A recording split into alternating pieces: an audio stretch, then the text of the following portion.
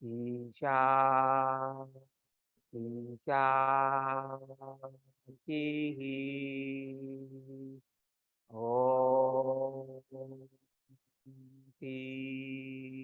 peace, peace.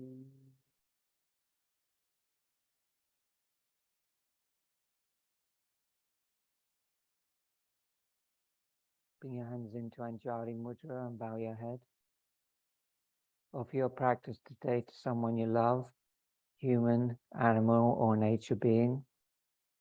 Bring them into your mind's eye and visualize them. Dedicate your practice to them.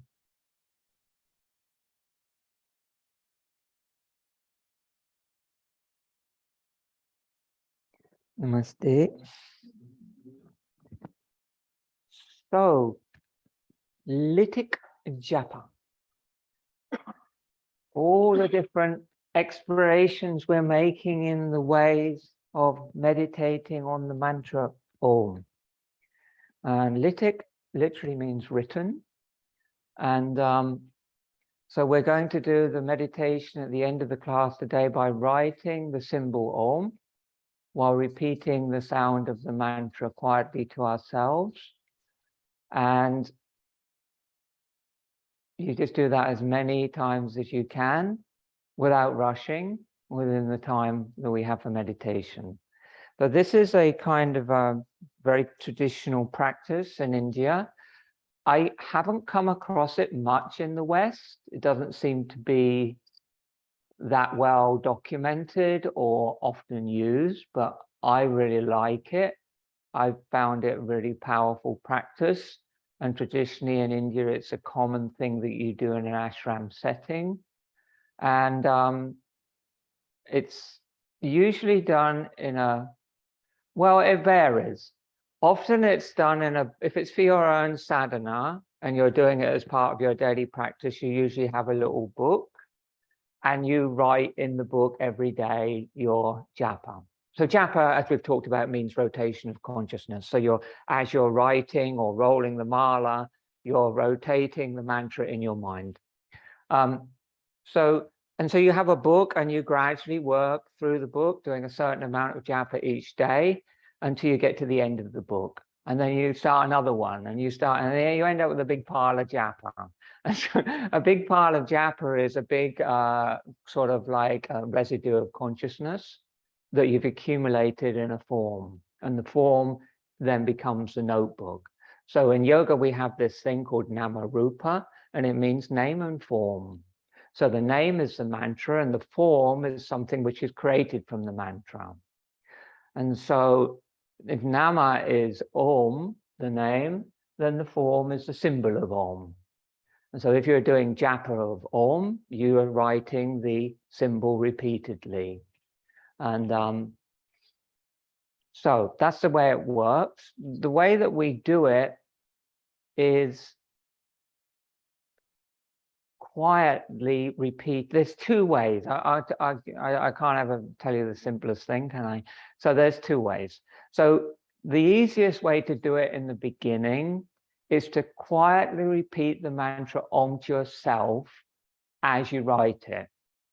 And what you'll find is gradually the writing of the symbol and the repetition of the mantra will synchronize so that they're taking the same amount of time.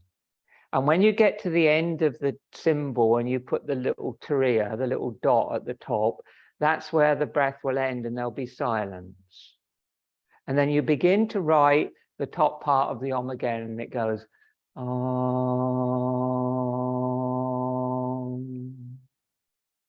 silence. And that will gradually, you don't have to try and do that. It's something that will gradually manifest as you do more Lithik Japa. Does that make sense? And so it's just another form of, the other thing is like, how long are you going to do Lithik Japa for in your daily practice? So you know when you use a mala, you get to know that with your mantra, whatever that may be, that when you've done one mala, I know that takes me 10 to 12 minutes. because I've measured it. So I know how long I'm going to meditate for. So if I want to meditate for, I often do 2 malas as my sort of standard practice. But if you want to do half a mala, it's going to take me around 5 minutes. So the same thing with the Lithik Japa. When you get used to writing it, you know that 1 page, depending on the size of your notebook, somebody brought a notebook that big the other day. I thought, well, yeah, that's 1 big page. So you can draw lines, you work out what space you need for 10 minutes of Lithik or 30 minutes of Lithik. You see what I'm saying? So you can use the space on the page as a measure of the time that you spend in meditation. With me? Right, good. Okay, so what else do you need to know? So that's what we're going to do today at the end of the class. The other thing is, like, why are you doing Lithik Japa? And one of the ways I like to describe it is that what you're doing is you're writing a love letter to the divine in whatever form it manifests for you. In other words, you do it with bhav. Bhav means devotion. It means love. So it's a devotional, like all meditation. Meditation is devotional practice in the yogic tradition. So you can think about it like Om. Remember, Om is the vibration of the whole created universe and all beings and all things in it, animate and inanimate objects, including you. So that's what Om is. But that's quite abstract for a lot of people. And you might, you might be comfortable with that. You might find it a little more challenging to hold that in your mind when you're drawing the mantra. So the other way you think about it is you give that abstract nature of something. You can think of other things in your mind. You can think of something you love. So today at the beginning of the practice, we dedicated the practice to something we love, someone, something, some being. And that's the other way to do it.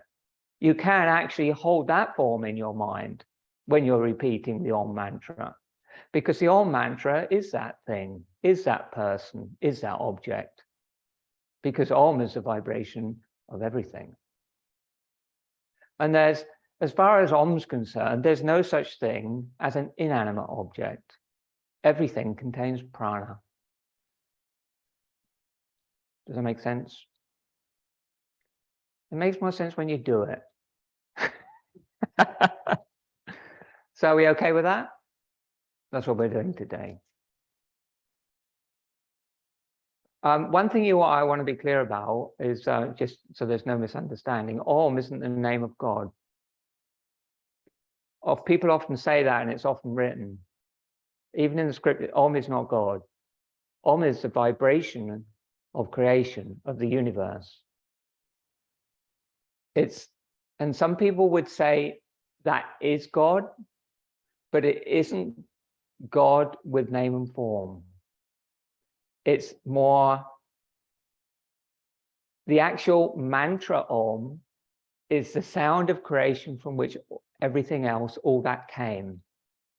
That's how it's described in the scriptures. In the scriptures, they don't call it Om. In the early scriptures, in the Vedas, they call it pranava. And the pranava means the vibration that created the whole manifest universe. And that is different to most people's conception of God. But not everybody's conception of God. Namaste. And so come and stand in the middle of your mat.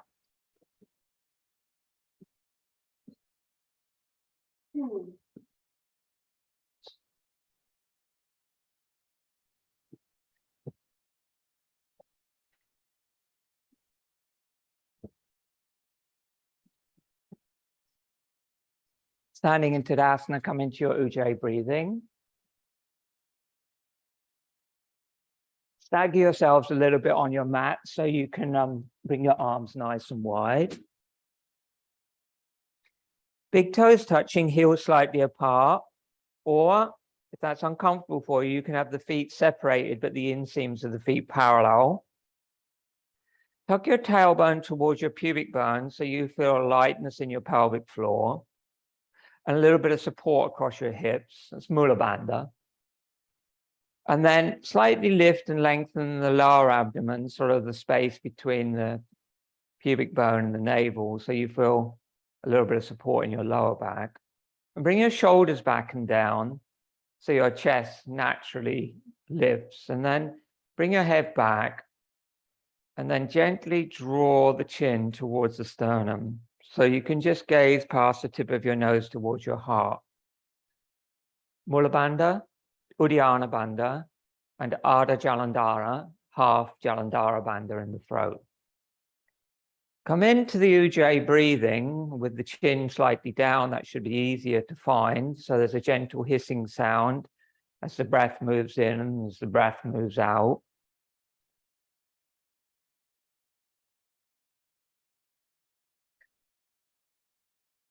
On the beginning of the next inhale, raise your arms overhead and flip your palms.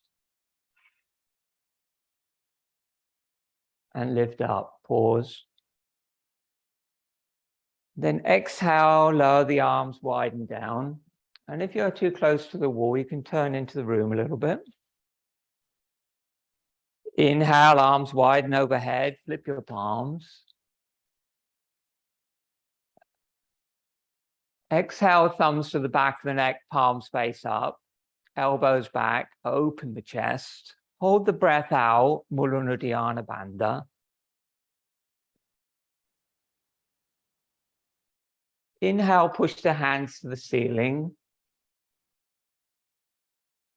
Chin down, look hard. Exhale, widen down.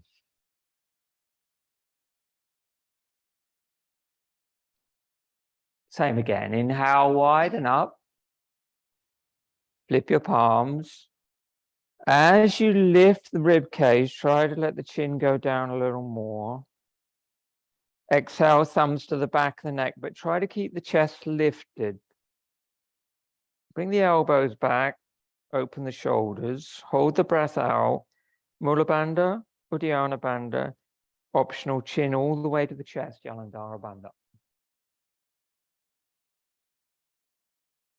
Inhale, push the hands to the ceiling.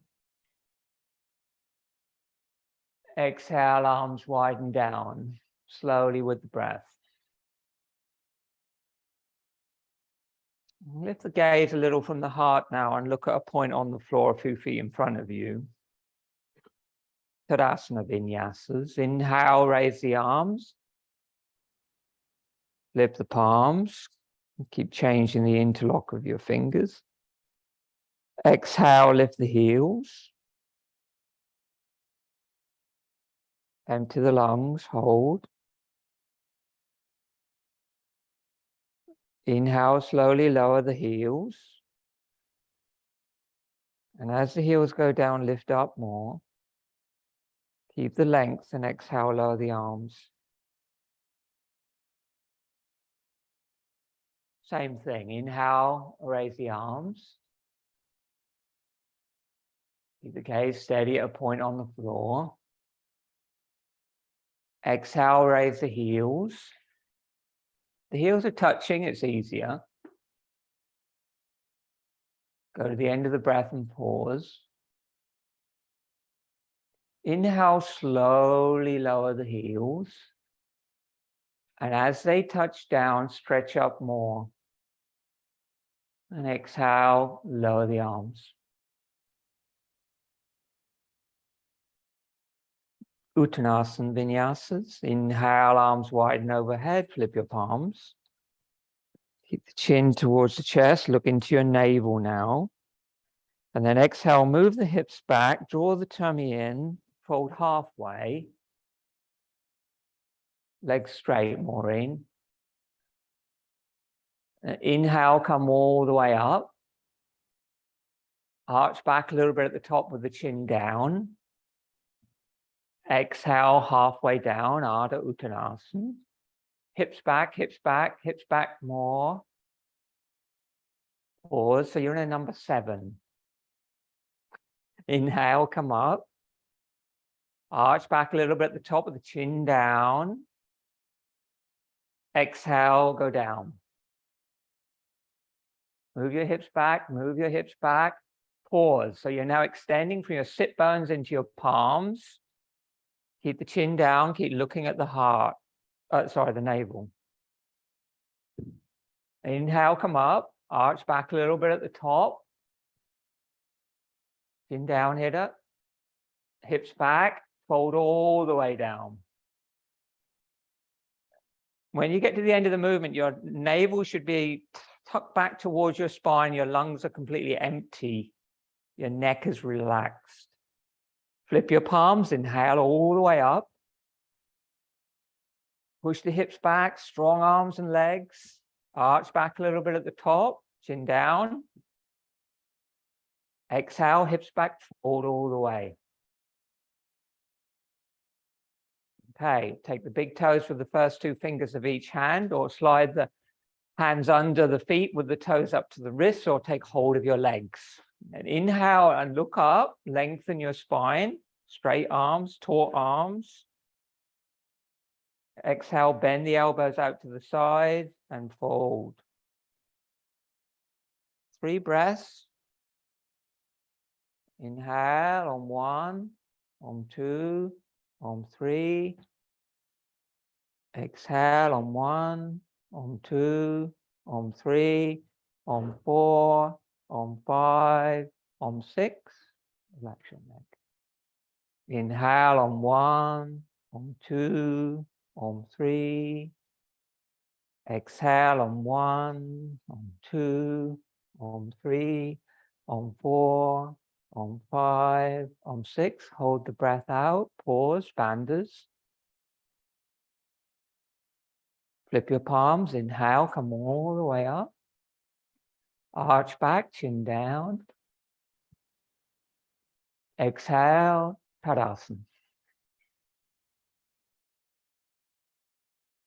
Surya Namaskar, sun salutation. Inhale. Feet together, so we exhale, Anjali Mudra. From the front of your mat. Inhale, arms widen overhead, flip your palms. Exhale, hips back, fold forward.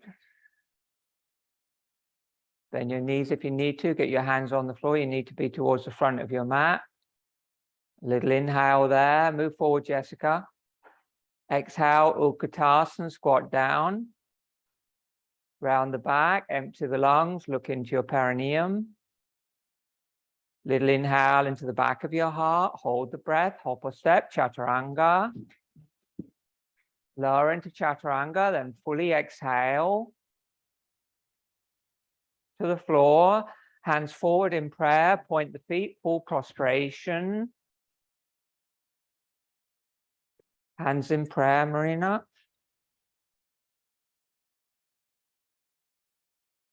Hands back, Chaturanga, Dandasana, lift up and hold, fully exhale. Inhale, move forward, upward facing dog. Exhale, back, downward facing dog. Extend through your spine, arms, shoulders, into the hips. Empty your lungs completely, hop or step forward, squat down, Utkatasana, more air out of the lungs. Inhale, straighten your legs, keep your abdomen on your thighs if you can. Exhale, fold more deeply. Flip your palms, inhale, all the way up with a strong Ujjayi breath. Exhale, prayer to the heart. Tadasana. Inhale. Exhale, Anjali Mudra. Om Mitri Namaha. Overhead, inhale. Pause at the end of the breath. Om Ravi Namaha. Fold.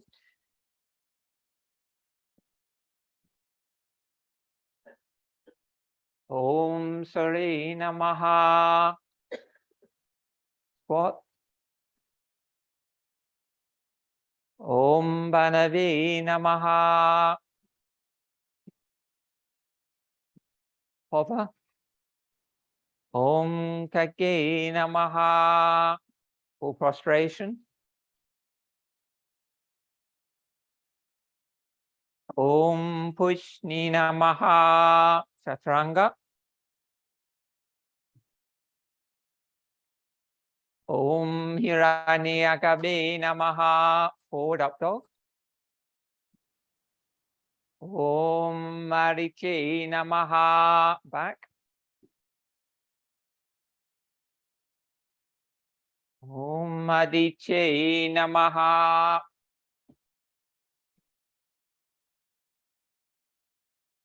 Om Savitre Namaha. Forward bend.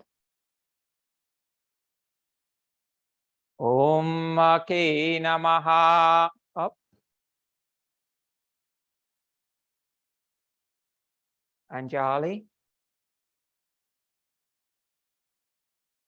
Om Bhaskare Namaha.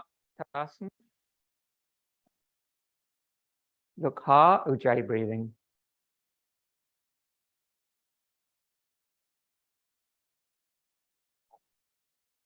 Turn to the right, stand in the middle of your mat, Tadasana. Inhale, raise your arms, feet together. Exhale fully. Soften your knees, hop or step, Chaturanga. Sorry, hop or step your feet apart. Turn both feet out. Turn both feet out 30 degrees. Senior moment. And you want to have quite long, at least the length of one of your legs. So have your feet 3 to 4 feet apart. Inhale. Both feet at the same angle. Exhale, reach out over the right leg and go down. The hips can go back a little bit. It's not just a side movement, it's also a forward bend. Your hand down. And inhale, come up. Exhale, change sides. Try not to turn the feet. Try to keep both feet at about 30 degrees. If it feels awkward. Inhale, come up, Ujjayi. Exhale to the right.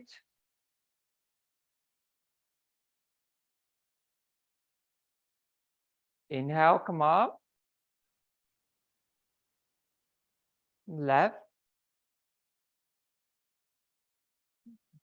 Transferring the weight through the pelvis so that it's equal in both feet. Inhale up. Exhale to the right. And you're going to hold now for 3 breaths. Nice, smooth Ujjayi breathing. You look at the side wall or look at the top hand. And if your balance was challenged, you could also look at the inseam of your right foot. Focus on your Ujjayi breathing.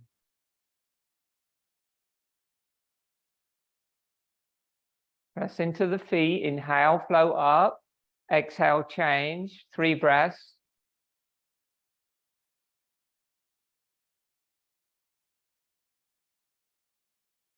Softly gazing at the top hand.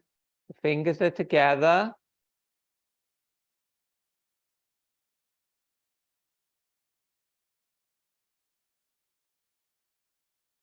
Inhale, come up. Exhale, hands to the waist. Inhale.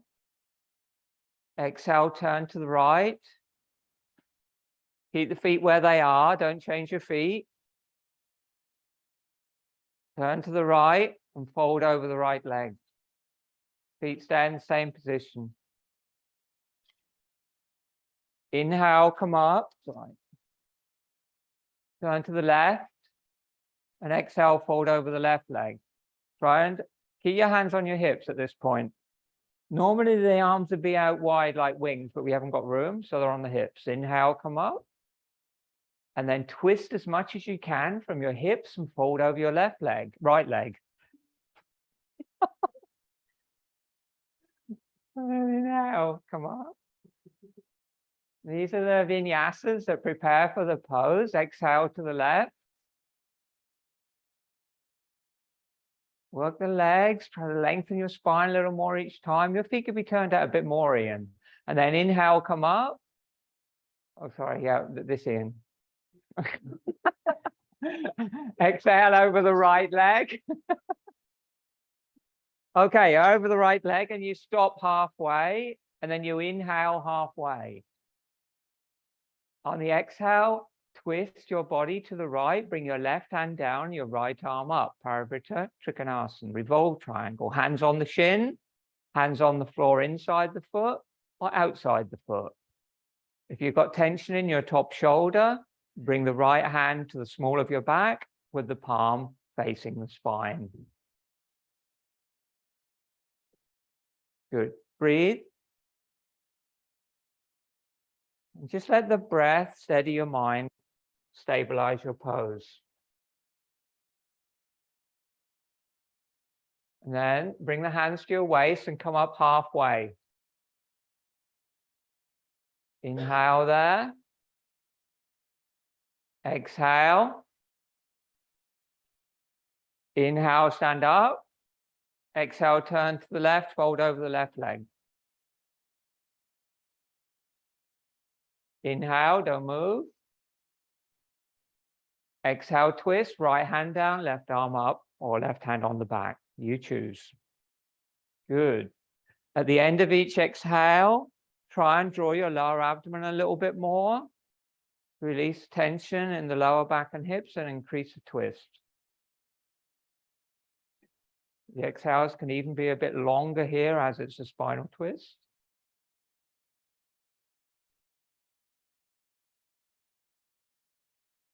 Exhale, hands to the waist. Come up halfway. And then inhale, stand up all the way. And exhale, look into your heart. Inhale, open the chest and look up. And as you do that, squeeze your shoulder blades and your elbows towards each other. And then exhale, fold. Watch out for the person in front of you. Just go down until your head hangs. And then inhale, open the chest. Squeeze the shoulder blades and come back up. Exhale, interlock the hands behind your back. Fingers interlocked, arms straight. Just palms facing each other, Sam. Like that. No, not crossed. Just like that. Straight. I'll come and sort it out. Inhale, open the chest. And exhale, fold forward. You're making it way more complicated than it needs to be. Yeah. So like just turn, no, let's like that. Yeah. And then when you get down there, extend the arms out of the shoulders as much as you can, relax the neck, and gently draw the arms over towards the floor. Head hangs loose, drishti tip of nose, or the eyes can be closed and you can look at your navel. And just tuck your chin in and breathe.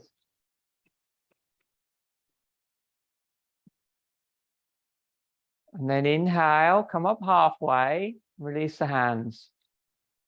Put the hands under your shoulders, transfer the weight forward so you've got equal weight in your hands and in your feet. So your hands have got to be well forward and the arms straight and the spine parallel with the floor.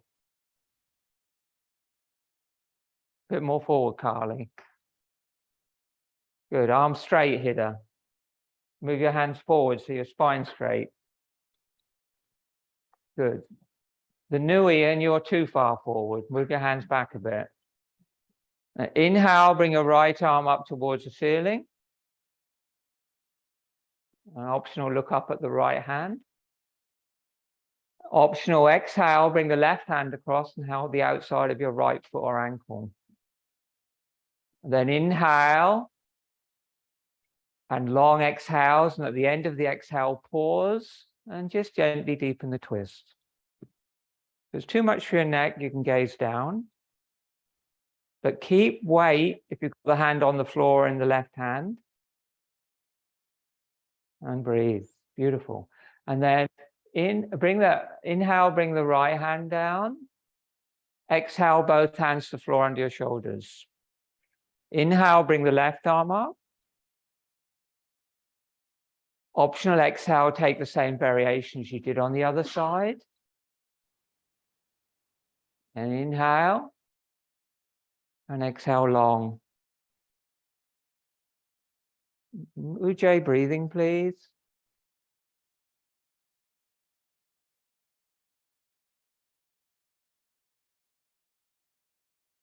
And then inhale, bring the left hand down.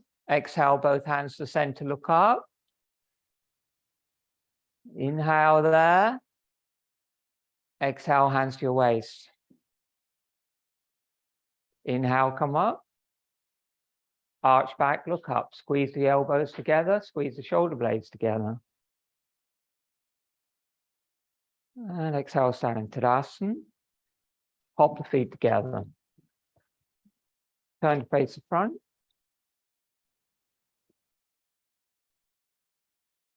Lead and return sequence. No, don't do that. Inhale, bring the arms wide overhead, flip your palms. Exhale, palms face forward. And go to the end of the exhale so you can feel your Uddiyana Bandha lift. Keep it as you arch gently back. Inhale. So you don't just swing your hips forward, you control the lower abdomen, stretch your spine. Exhale, fold forward. Put the hands on the floor. Inhale there. Exhale, Utkatasana, squat down. And then separate your knees and lower your sit bones as close as you can to the floor. Extend your arms forward and see if you can sit down quietly with control.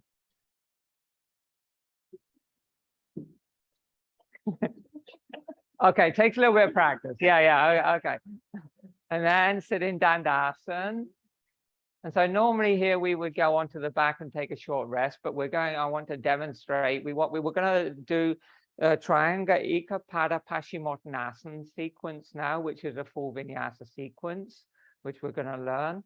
So last week we do the Janu Sirsasana sequence where the foot's on the inner thigh. We do the Ardha Padmasana sequence where the foot's in half lotus. Last week we did Marichi Asana sequence where the sole of the foot was on the floor and the knee was up. Do you remember? So you've been practicing that all week, so you'll be familiar with that one now. And so the next one in the sequence is this Triangmukha Ekapada, which means foot back, bent knee posture. And so we're going to now do that, and there's a little vinyasa with it, so I want to demonstrate. Does somebody want to demonstrate for me? Volunteers? Carly, Sophie, Robert? Oh, come on. Somebody do it. Okay, Sophie, we're going to use your mat. You know, even Sophie's mat, surely you should use Sophie. You didn't look very willing. You sit there. Did I?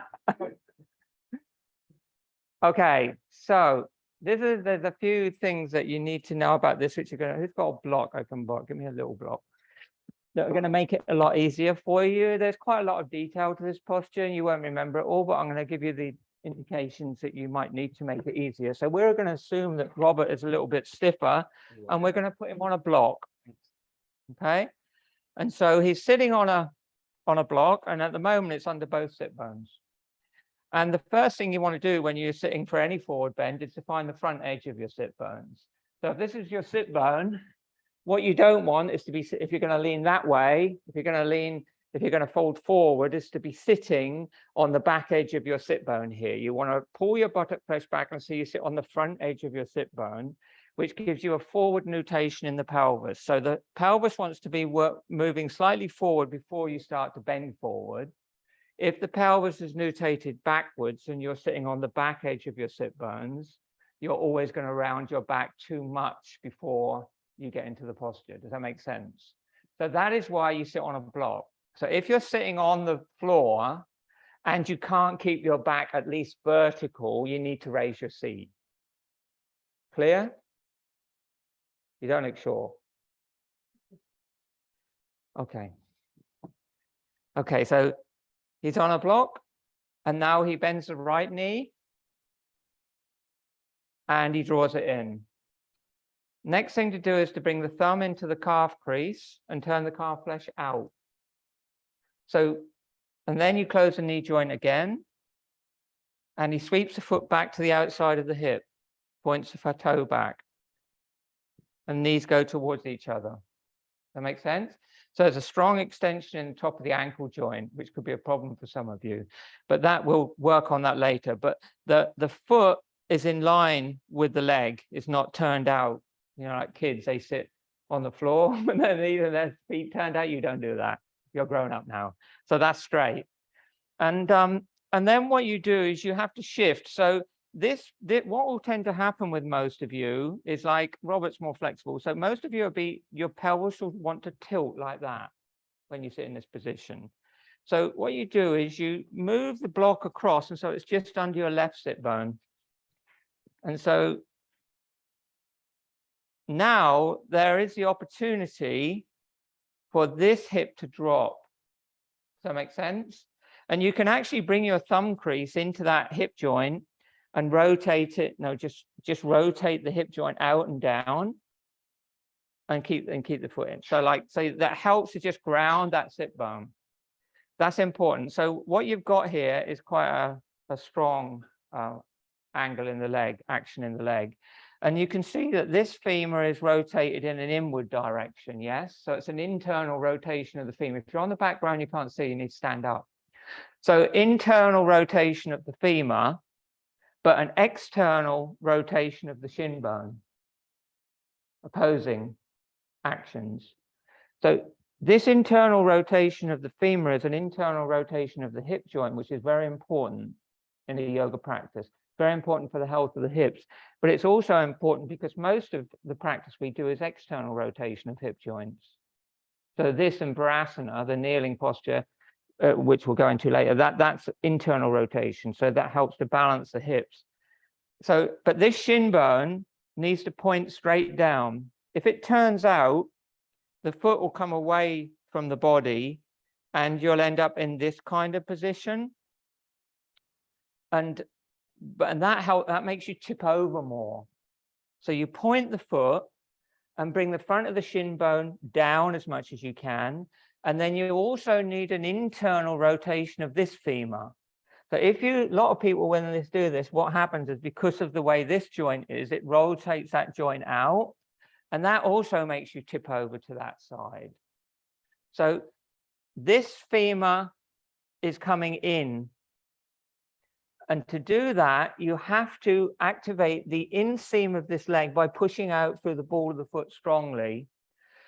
And then you can ground through this side, and it will keep you more stable. Are you with me so far? So the other thing that helps is, like, he's on the block on this sit bone. What you can do is also sit on the inside of the sit bone on that side. So if you just reach down and pull the buttock flesh slightly straight out to the side. Yeah, you're not used to a block, but that's all right. So you reveal the front edge of that sit bone, but also the inside edge of that sit bone to the floor. It will help to keep the inward rotation in the femur. Does that make sense? Yeah? You'll feel it when you do it. Okay, we do the pause. So the other thing is, I must just warn you, like, when you do, if you're sitting on a block like Robert is at the moment, cushion here.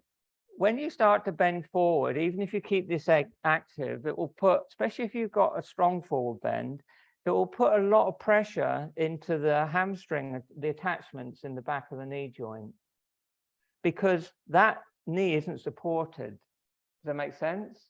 So if that is the case, you want a little bit of support, a little folded blanket, not a hard put, or one of the bean cushions under that leg. So if you have to raise your seat, you might also, if you feel anything in the back of the knee, have to support that leg. Inhale, raise your arms over your head and flip your palms. Okay, so when we do it with Ramaswamy, what he does is he makes you stay here for 3 breaths. And at the end of each breath, you do Mahabandha. So at the end of each breath, perineum, lower abdomen, chin down, hold the breath out. And that's the preparation. And then you take another inhale and you exhale, fold forward. And the exhale, fold forward needs to be a stronger ujjayi to help control the descent. You inhale, come up, flip your palms. And you do that 3 times. We're going to edit this today because we've got to do both sides. And so then you go down, you hold that posture. And so this is the hub posture of the sequence. This is Triangmukha ekapada. This is that pose. The rest of it are vinyasas around that pose. You hold that for 3 breaths with the same pattern as we normally do in forward bending. So if it's inhaling for 3, it's exhaling for 6. If it's inhaling for 5, it's exhaling for 10. And at the end of the breath, when it's comfortable, there's a pause and there's a concentration on Mula Bandha and Uddiyana Bandha, all with Ujjayi breathing. Yes? You know all this stuff, don't you? Flip the palms, inhale, come up. Exhale, twist to the right. That's to me. No, just arms over the head, yeah. And fold inside straight leg. Parabrita. Flip the palms, inhale, come up. Turn to the front and lift. So this is the same as we do in the Asana sequence. Exhale, turn to the right. Fold inside the leg. Okay, so you can do that 2 or 3 vinyasas. So now he's down in the posture. If you can, so these are the options. So if you can do the full posture, just lift that hand out of the way a minute. If you can do the full posture, the thumb goes on the top of the foot and the fingers go on the sole of the foot. And then the top shoulder opens and the hand comes down, holds the out. You're all right with that? Holds the outside of the foot. So that's the full posture. Yeah. And he's looking up gently under the arm. But that most of you aren't going to be there. So bring this, let go. And now, so some of you, more likely, a lot of you are going to be in this position and with the arm up like that. Yeah. Which is great. Big side opening of the body, long breaths into the rib cage here, long exhalations, and gradually working your way down. And the other thing you can do here, which really helps, is just if you're there, just tuck your fingers under your shin.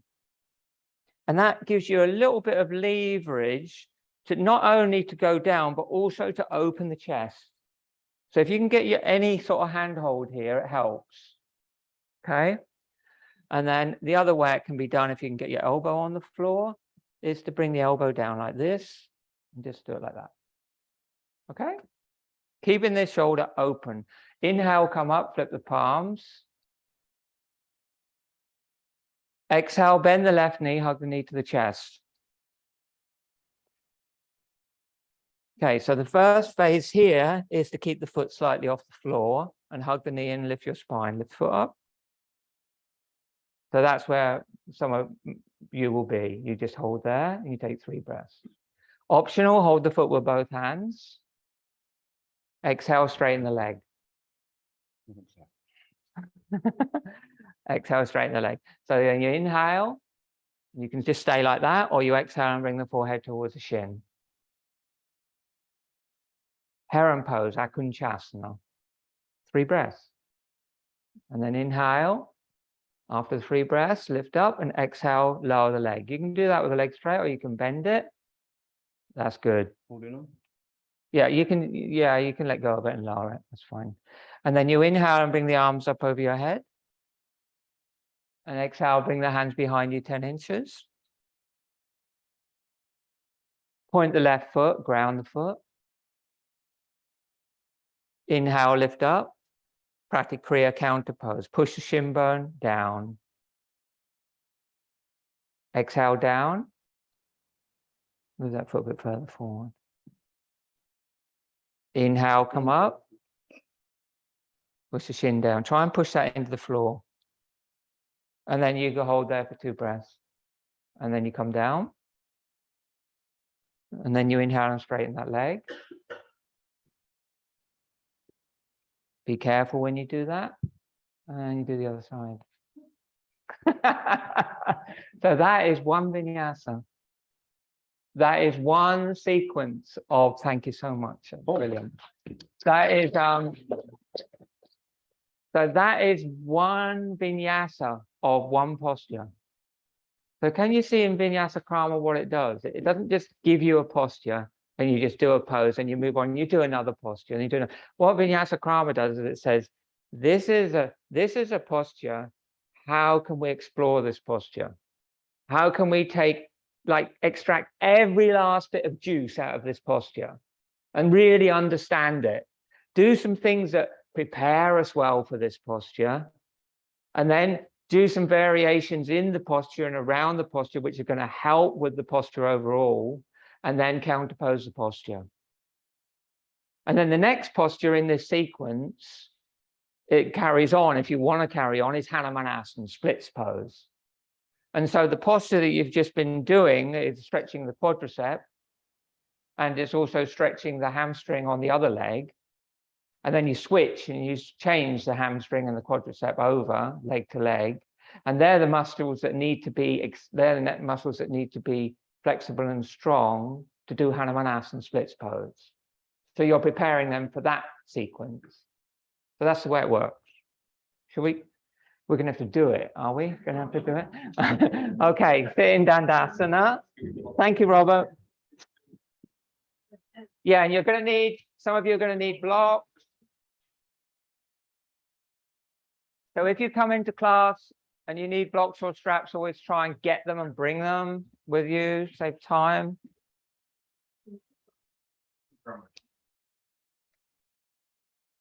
Okay, sit in Dandasana.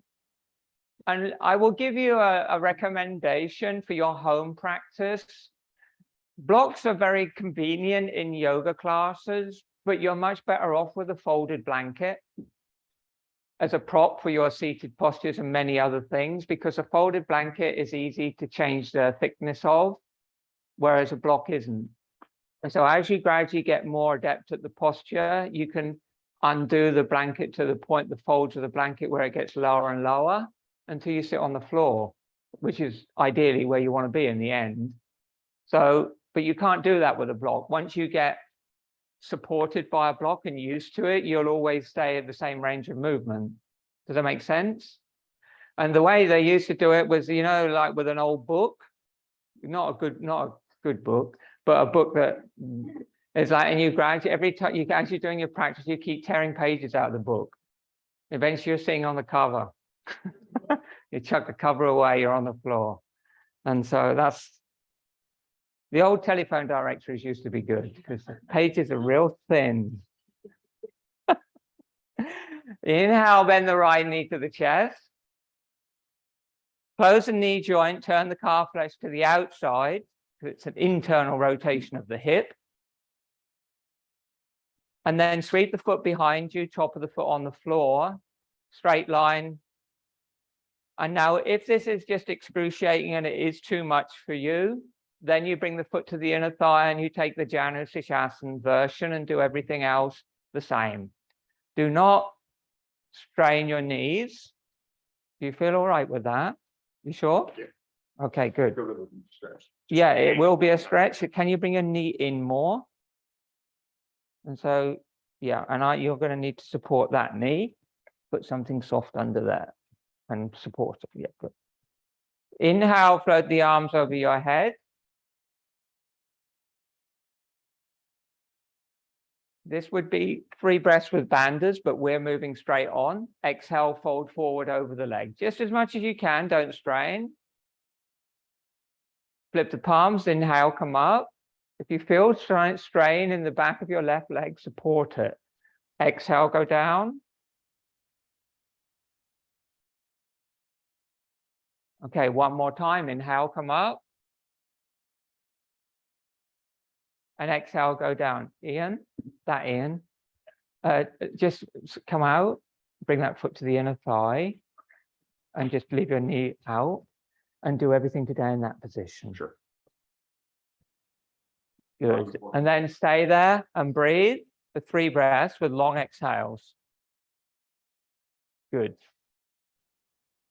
Inhale normal, exhale longer.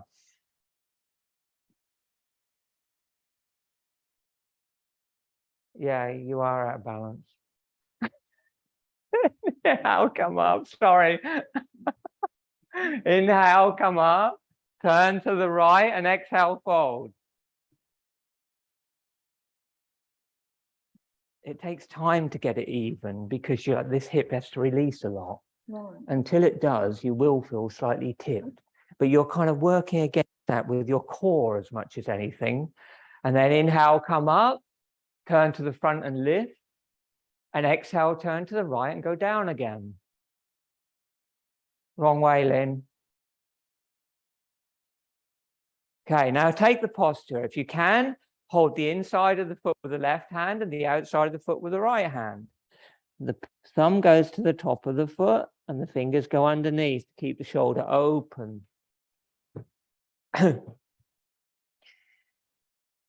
This one, you got that the wrong way around. That goes like that. Bit of a conundrum, and that one goes that way. And then you look up. You okay? Yeah. Beautiful. Breathe there.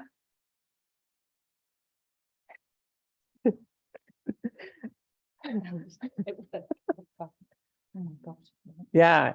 Ah, yeah. You can do it. Good. Inhale, come up. Was anybody paying attention when we did the demonstration? And exhale, bend the left knee, hug it to the chest. And just lift the foot off the floor and hold. That's the first phase, and that's good for a lot of people. Just stay there, chest up, chin down, smooth Ujjayi breathing. Optional, hold the foot, straighten the leg best you can. Then inhale, optional, round the back a little bit, bring the forehead towards the shin. This would be 3 breaths. Bend the knee in and hold the knee up. And then inhale as you exhale. If you can't get bend the knee if it's straight, if you're straining, don't struggle. And then exhale, lower the leg. Bring the hands behind you. Float the arms over your head. And exhale, bring the hands behind you 10 inches. Squeeze the shoulder blades. Inhale, lift your hips up. Push the inseam of your left foot into the floor. Head back, heart open. Exhale, come down. Inhale, come up. You can put the sole of that foot into the floor, Nuyen, to help you lift. Exhale, come down. And then one more pratikriya. Inhale up. Hold for a breath. Exhale. Nudge the hips a bit higher. And then slowly come down. Exhale. Okay. Straighten both legs. Carefully release the knee. Okay, so better luck on the next side. It takes a bit of learning, doesn't it? You know, it's like, this is the thing about Vinyasa Krama. It's not one pose, it's a secret. It's like learning a little dance. And you eventually get to do it. You want to be able to do it so you don't have to think about what you've got to do. You can just move seamlessly between the postures in the sequence, keeping your breath, ideally you'd be doing all this with your eyes closed. And if you think you can follow the instruction, do it with your eyes closed. Inhale, bend the left knee to the chest. Turn the calf flesh out. Exhale, sweep the knee back, the foot back. And then shift across so you just have the support under your right sit bone, front edge of the sit bone, and inside edge of the sit bone. Inhale, float your arms over your head. Exhale, fold, first vinyasa. End of the breath, pause. Inhale, come up. Exhale, fold. Take hold of the foot and take 3 breaths. Feel any better on that side, Sam? No? You don't get that. It takes time. It's a complicated thing. Like all of us. Good. Flip the palms. Inhale, come up. More slowly. Exhale, turn to the left and fold inside the leg. I'm just going to do 1 vinyasa. Inhale, come up. Turn back to the front. Lift a little more out of the hips. Keep the length. Exhale, turn to the left and fold, all 1 movement. Take the hand hold on top of the foot. Left hand holds the outside of the foot or whatever you can reach. And if you can just tuck your fingers under that shin a bit, helps.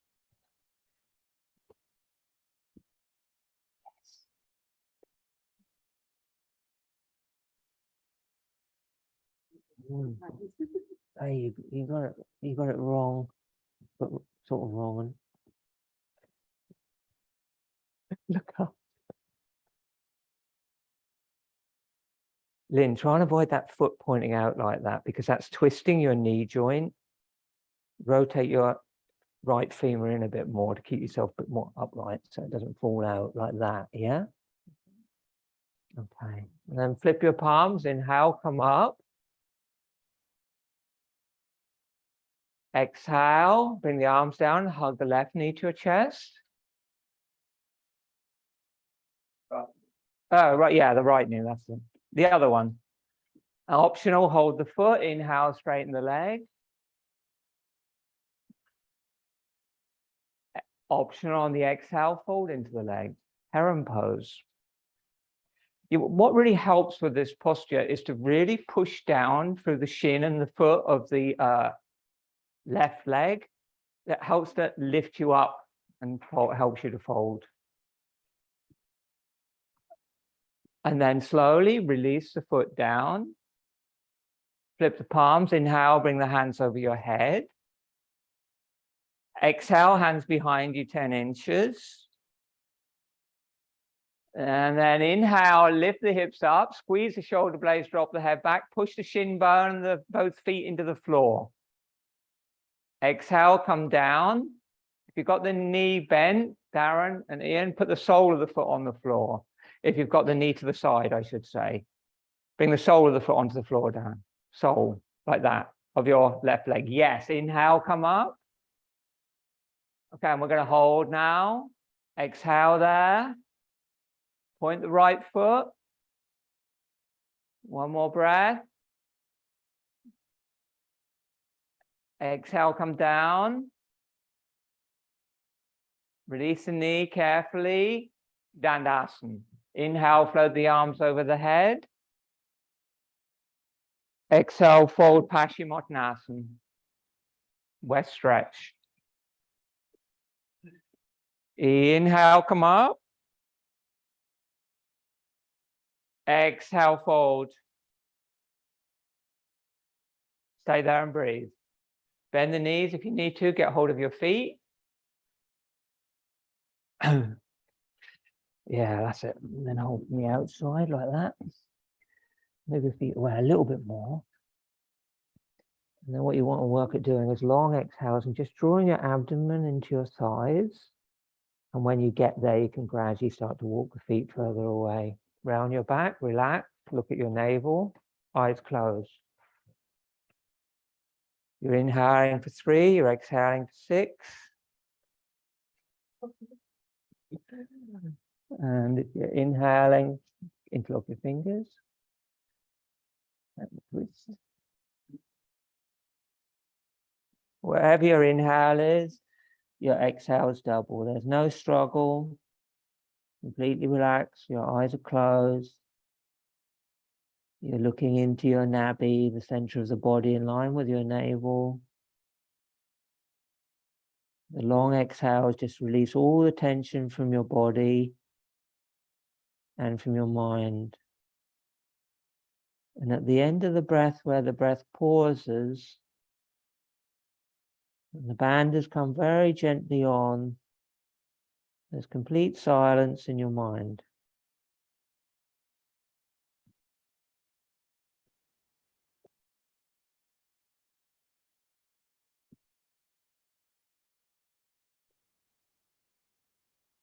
And flip your palms. Inhale and come up. Exhale, Dandasana. Hands beside your hips. And then again, inhale, float. Bend your knees, sorry. Bring your hands back 10 inches. Just going to do one counter pose. Fingers forward, Purvottanasana, incline plane. Inhale, lift your hips up. And just squeeze everything and drop your head back. And exhale, come down. And keep your hands where they are. Inhale, raise your legs. Navasana boat pose. Gaze at your toes. Keep your hands behind you on the floor. Salamba Navasana, supported boat pose. Just keep your core strong for a few strong Ujjayi breaths. And then very slowly, on an exhale, just lower your legs. Flow your arms over your head and interlock your fingers. Bring your chin onto your chest, lift. Exhale, don't move. Inhale, roll onto your back, bring your arms over your head. Keep your arms over your head. Flex your feet, draw your lower back into the floor, Tataka Mudra. Inhale there. Then take a very long exhale and turn your gaze down into the navel. Exhale all the air from the lungs. When the lungs are empty, draw the navel to the spine. The diaphragm push up against the heart. On mudra. Interlock. Interlock your fingers and now turn your hands. Stretch. And take another inhale there when you're ready. Keep the feet nicely flexed to draw the lower back down. Very long exhale. Baya Kumbhaka, hold the breath out. Look into the navel. Pond in the belly, pond in the eyes, pond in the mouth. Inhale, bring the palms up when you're ready so they're over your face with the fingers interlocked and push up. And exhale, bring your arms down beside your hips. Separate your feet, bring your arms away from your body, turn your palms upwards and relax.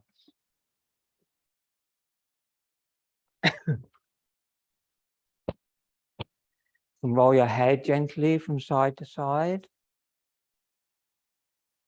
And come back to center, turn your palms upwards.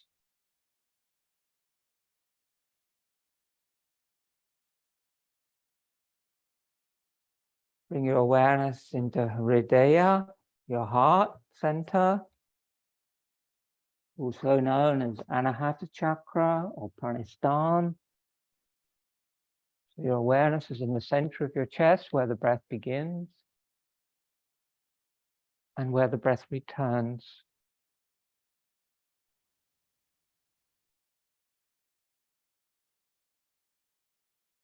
Completely relax.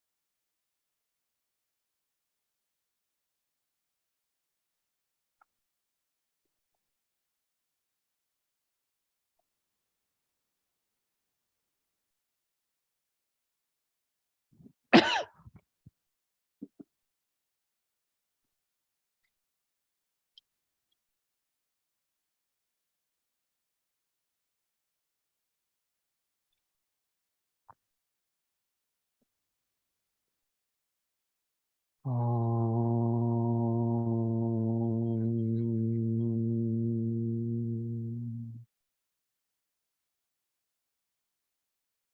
your breath.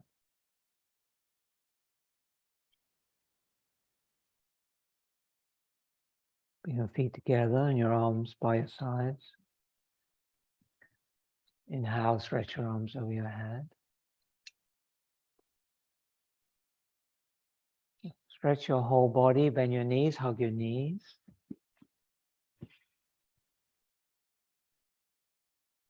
When you're ready, make your way into a seated posture, however you feel comfortable for Lithik Japa.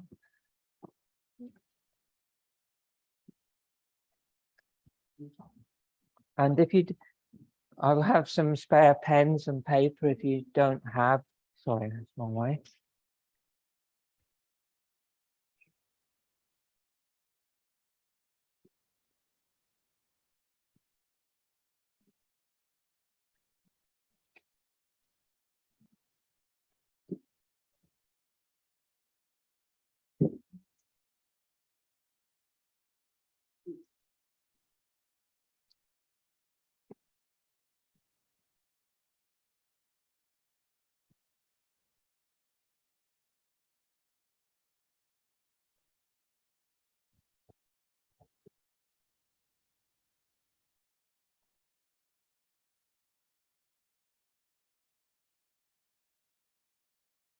Light would be a good idea.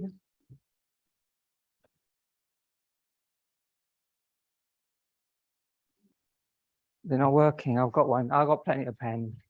Okay, so if you need paper or a pen, just raise your hand and I'll bring them.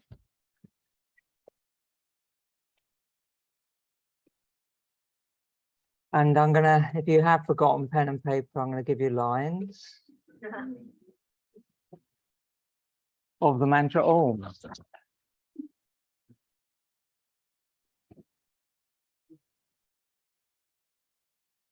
You have pen?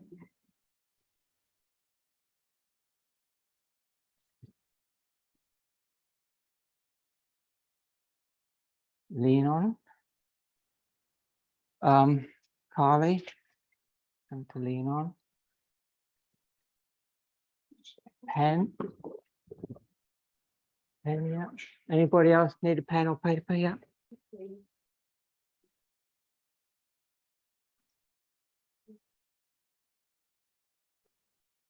Okay, so make sure you're sitting as comfortable. You can kneel, sit cross-legged, you can sit with your back against the wall, whatever you feel is comfortable for you.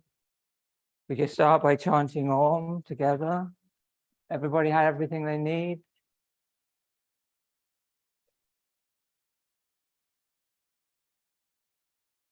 So we're going to chant Om and then we're going to begin. When you write the mantra, write it.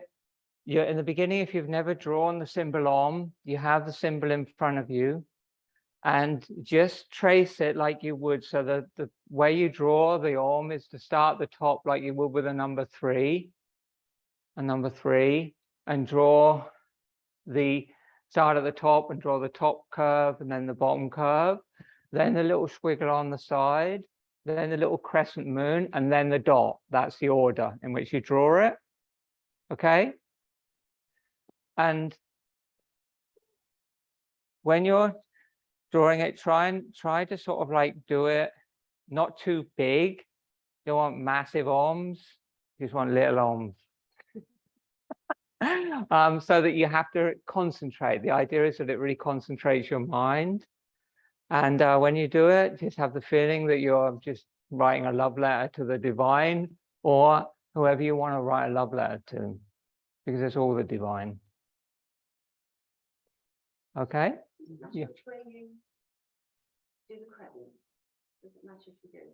You usually go from the thin to the thick. Yeah, do it that way. I just made that up. I think that's it just made, because I used to do it when we were taught to do it, we had to do it with calligraphy pens so that you do it, it looks really beautiful, and that's the way you do it with a calligraphy pen, so it gets thicker. So that is true, but you don't believe everything I tell you. Anyway, okay, are we ready? Inhale for Om. Now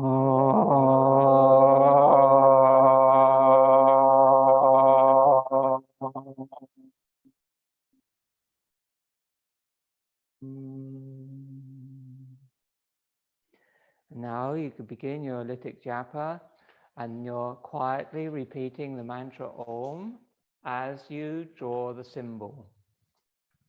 Don't worry about perfectly synchronizing the mantra and the symbol in the beginning. It's something that may come with time. Don't go too fast. So you should be lots of like quiet oms in the room. Om. Om.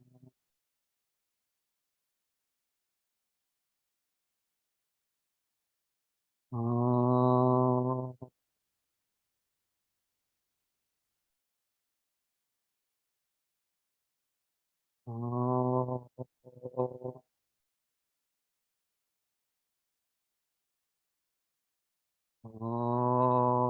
Om.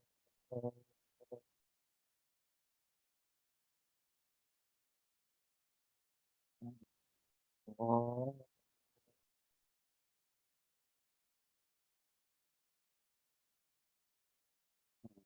Om.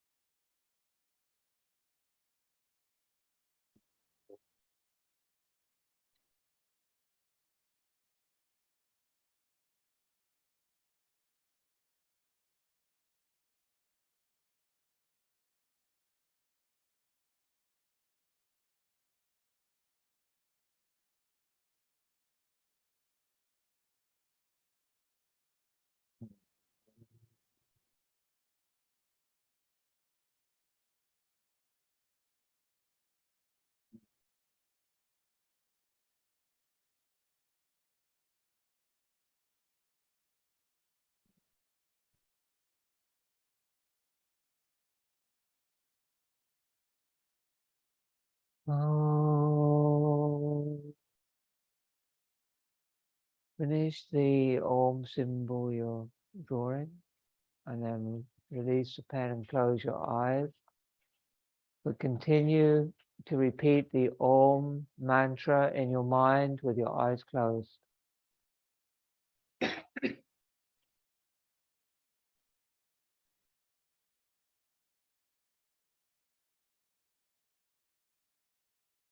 Completely relax your eyes and your forehead and visualize the symbol of the mantra Om in the screen of your forehead. However it appears is fine. If it's a line, if it's as a white light or golden light, however it appears in the screen of your forehead, rest your awareness there. Continue to repeat the mantra Om in your mind. If the mantra doesn't appear, just rest your gaze on whatever appears. just blackness or soft white light. Continue to repeat the mantra.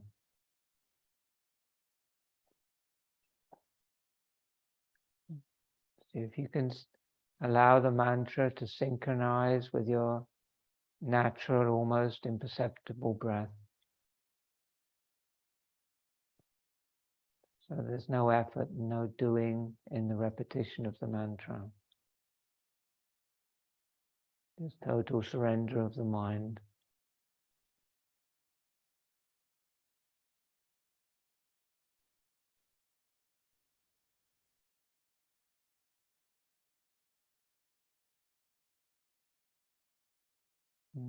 Have a deep sense of love and compassion for yourself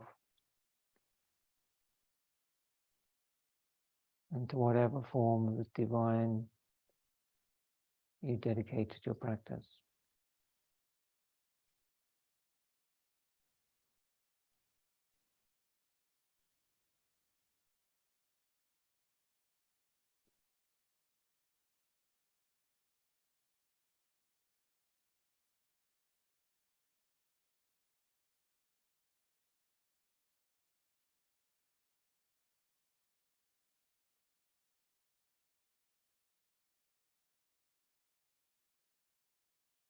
Whenever your mind drifts away to thoughts, just begin the mantra again and place it where the thought would be.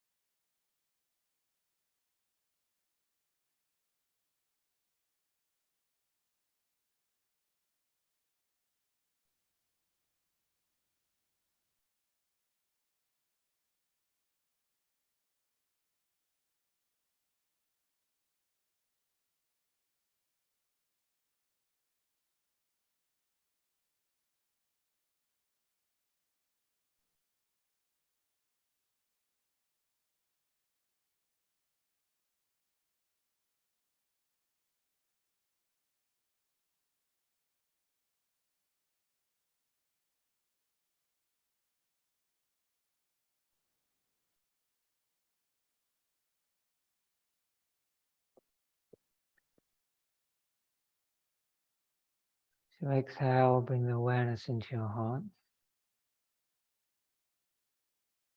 and begin to deepen your breath.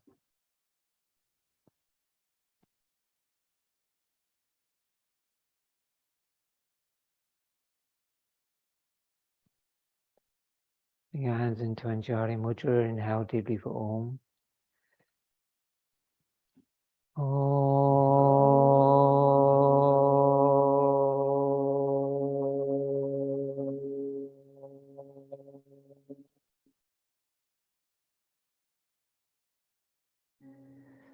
Om Triambakam Yajamahe Sugandhim Pushtivaranam Ovarukamiva Bandhanat Mrityo Mukshiyamamritat Om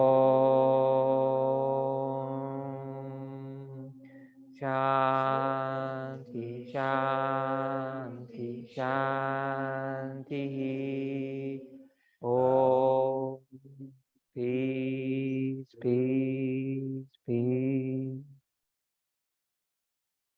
Bulu Sakadus Bhagavan Ki Jai. Remind yourself the intention you made for your practice. Be humble, simple, tolerant and merciful. Develop intense aspiration for the truth, however that manifests for you. May you strive as dynamic yogis. Swami Shivananda. Namaste.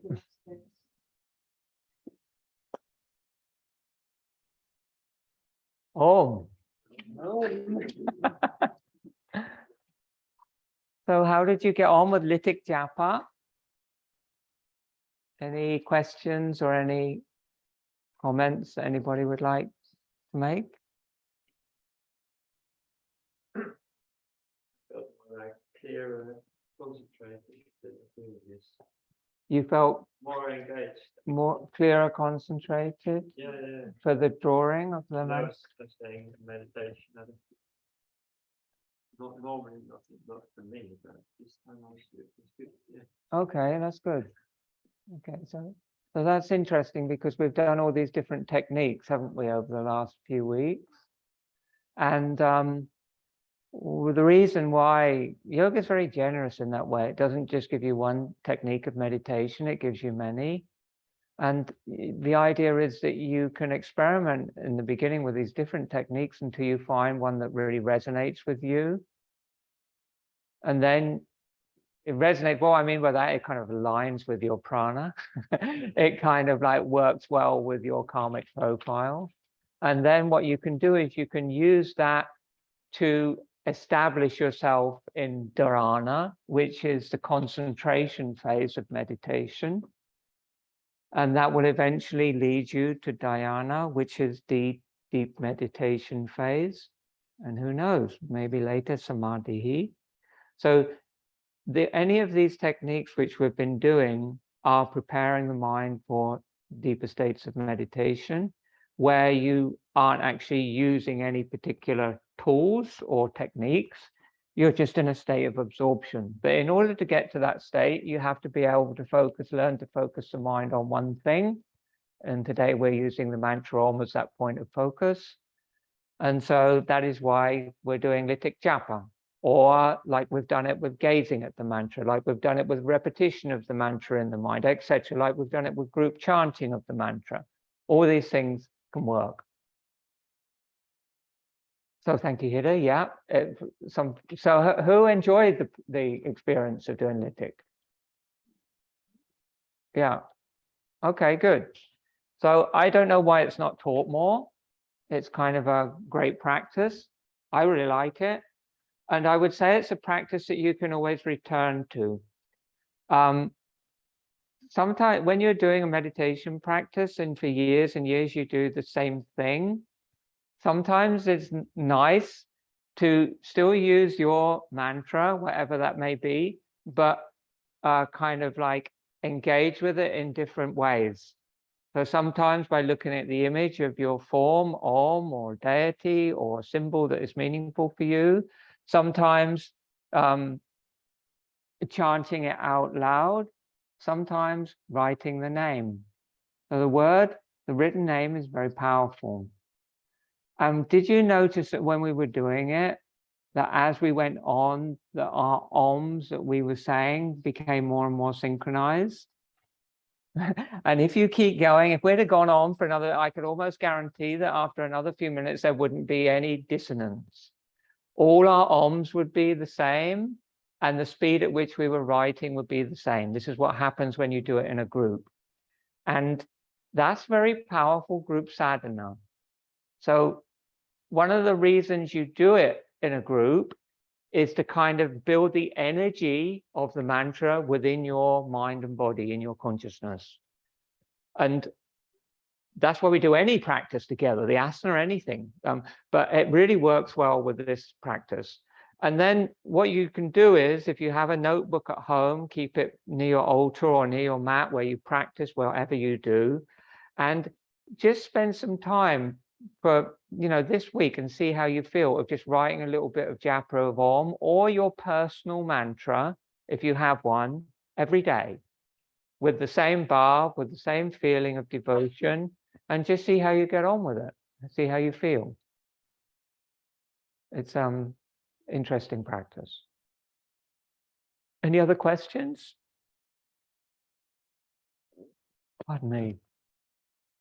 You got told about, did you do one chanted them? Did you do my chanted them? Say again, Hida? You have loads of Oms, and I've got only a few. I've got loads of Oms because I've been doing it for 3 days. I have got books full of my mantras. So you see all those up there? They're all the mantras we've collected this week. Yeah. Parvati is holding them up for us. So what we do now is you fold your mantra with the mantra inside into 4, and then we collect the mantras up and they stay on the altar until we have a Homa fire ceremony, and then they're offered to the fire as an offering to the divine. So that's the way we do it. And then the other thing is, when you do your home practice this week, try and get familiar with that Triangle Ekapada sequence that we did. It's in Ramaswami's book, Vinyasa Yoga. It's also in the manual. Some of you have got these, I know. Check it out in the asymmetric forward bend sequences, and just try and learn that little sequence so you get flow. It's a really important sequence in the yoga practice because of the different effect it has on the hips. It can be quite challenging, but it's kind of worth persevering with. Now, if you're someone who isn't flexible enough at the moment to do that posture and you need to take a different posture, so the postures that you begin with in that sequence, the easiest one, which everybody can work with, is the Janu Sirsasana with the foot to the inner thigh, this one. And you do the sequence in Janu Sirsasana, slightly different vinyasas, but it's all there. And then the second one is the Marichiasana A with the foot up and the sole of the foot on the floor. And then the third one is lotus variations for those of you who are comfortable in lotus. But at the end of the sequence, which means it's the most kind of like challenging, is the Triangle Ekapada.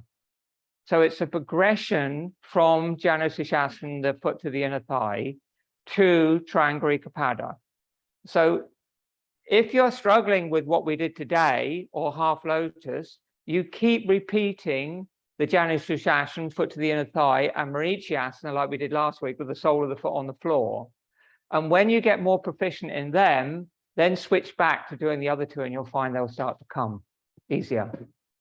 And to the preparation posture for what we did today is Virasana, hero pose, you know, where you're sitting with, you sit between, you rotate your calf flesh out because it's the inner rotation, and then you sit back between your heels, either on the floor or on blocks. And if you're finding that posture a challenge, you support your hips as much as you need to. And so you start to open the adductors here, the inseams of the thighs. And that will give you the ability eventually to at least sit on a block and extend one leg. But that's how you do it. If you can't, that's the other. You can do this as a passive pose. So outside of your practice, you can just sit like this to do whatever you do. I don't know what you do. Does that make sense? Okay, so you've got plenty to work with. Thank you for demonstrating, Robert.